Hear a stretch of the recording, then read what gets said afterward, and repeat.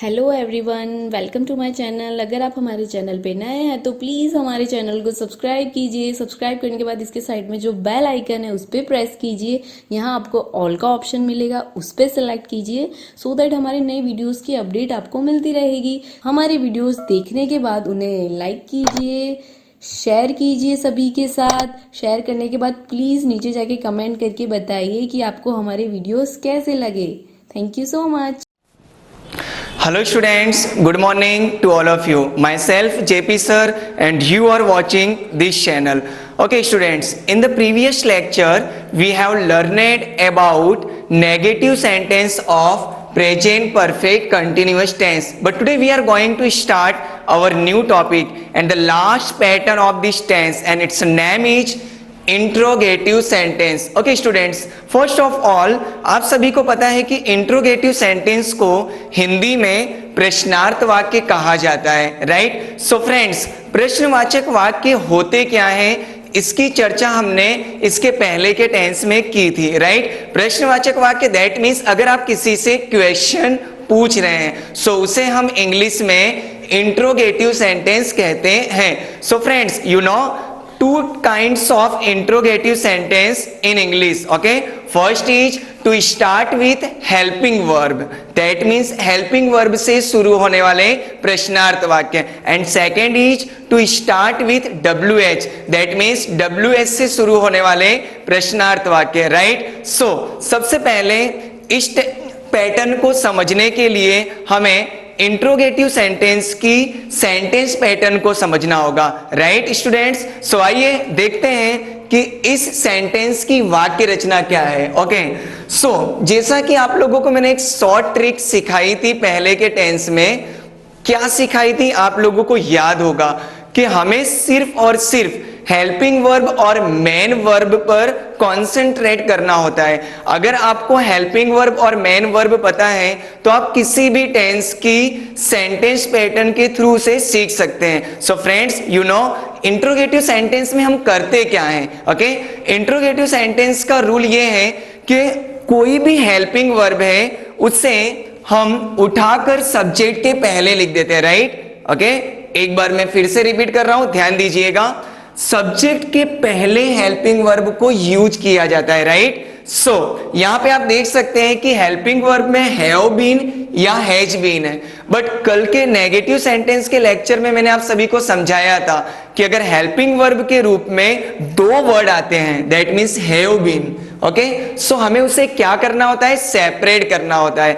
Negative sentence में भी हमने देखा था कि हम हैव बीन के बाद नोट नहीं लगा रहे थे, हमने क्या किया था, बीन को सेपरेट कर दिया था और हम हैव के बाद नोट लगा रहे थे, राइट। सेम वही चीज हमें इंट्रोगेटिव सेंटेंस में करना है फ्रेंड्स।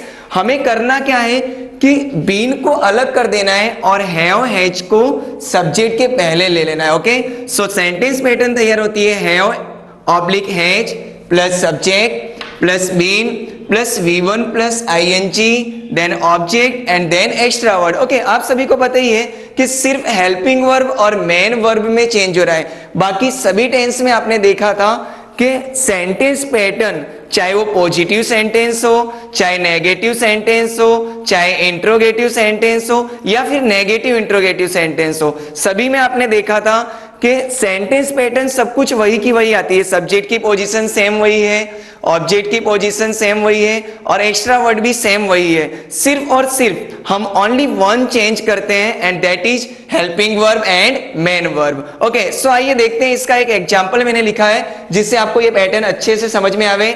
ओके, सो एक एग्जांपल के तौर पर मैंने यहाँ पे सेंटेंस दिया है, क्या वह 2 घंटे से क्रिकेट खेल रहा है। दैट मीन्स हम क्वेश्चन पूछ रहे हैं, right, but we are asking positive question not negative question. हम क्या पूछ रहे हैं कि क्या वह 2 घंटे से क्रिकेट खेल रहा है, दैट मीन्स हम क्वेश्चन कर रहे हैं। ओके, सो फ्रेंड्स हम देखते हैं ये इंट्रोगेटिव सेंटेंस है, लास्ट में क्वेश्चन मार्क आया है। ओके, सो सेंटेंस पैटर्न के हिसाब से आप देखिए यहाँ पे हैव ऑब्लिक हैज है, but you know that he is a singular subject and singular subject. Okay, आपको पता होगा कि मैंने पहले भी इसकी चर्चा की है कि सिंगुलर सब्जेक्ट के साथ में हम हैज यूज करेंगे and with plural subject we will use have.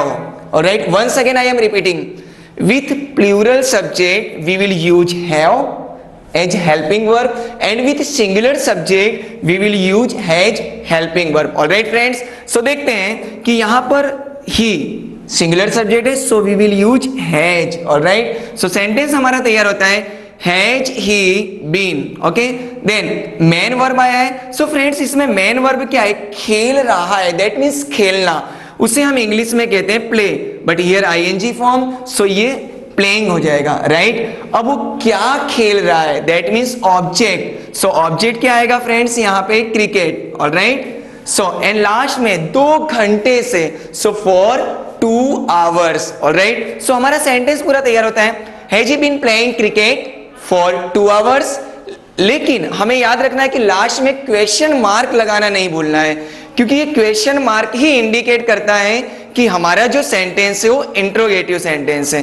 Okay friends, so I hope, मैं आशा करता हूं कि आपको ये टॉपिक समझ में आया होगा. अब हम देखते हैं नेगेटिव इंट्रोगेटिव सेंटेंस की ओर. राइट, ये तो हमने इंट्रोगेटिव सेंटेंस देखा. So we will see negative interrogative sentence. Okay, so negative interrogative sentence में कुछ ज्यादा चेंज नहीं है फ्रेंड, बिल्कुल नॉर्मल. आपको याद रखना है कि हमें नॉट यूज करना है, जैसा कि मैंने इसके पहले के टेंस में आपको सिखाया था कि नॉट का हमें शॉर्ट फॉर्म लिखना है. ओके, तो सेंटेंस पैटर्न आप देखिए कुछ ज्यादा चेंज नहीं है.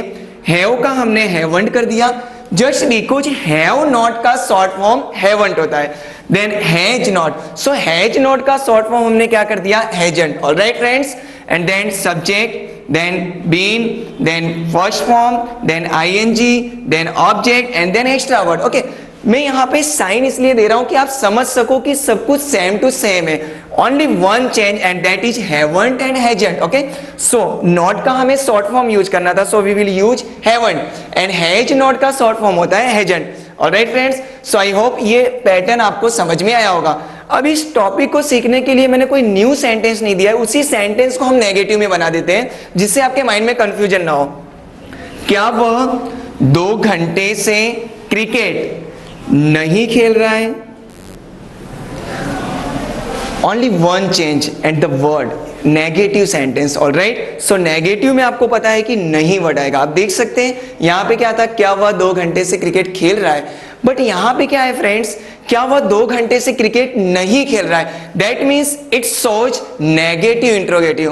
Okay, and we say it in the short NI, that means negative interrogative. Okay, so आइए देखते हैं इसका translation. Same to same hasn't, मैंने आपको बताया है कि यहां पर सब्जेक्ट क्या है? He. Okay, he singular subject and we will use hasn't with singular subject. So but यहां पे हमने हैजंट लगाया है और यहां पर हमने हैज लिखा है. अब उसका रीजन क्या है आपको पता चली गया होगा, जस्ट बिकॉज ये सिर्फ इंट्रोगेटिव सेंटेंस है और ये हम बात कर रहे हैं negative interrogative. So we will use hasn't. Hasn't he been. Right, आप सेंटेंस पैटर्न में देख सकते हैं बीन आया, then first form plus ing playing, and what is object? Cricket, and for 2 hours is extra word. So हमारा sentence complete तैयार होता है hasn't he been playing cricket for 2 hours. Okay students, so I hope ये lecture आप सभी को complete समझ में आया होगा. और अगर आपको ये लेक्चर समझ में आया है so please likes, comments and share. Okay, thank you so much.